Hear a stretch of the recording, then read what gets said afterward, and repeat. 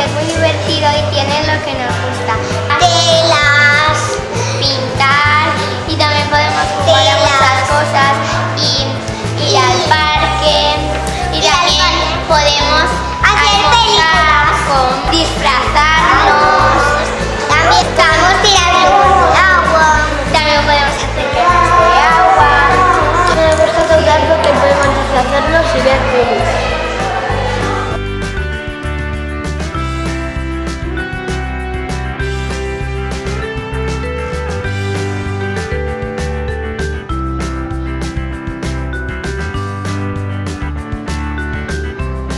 Sí, hemos hecho muchos amigos.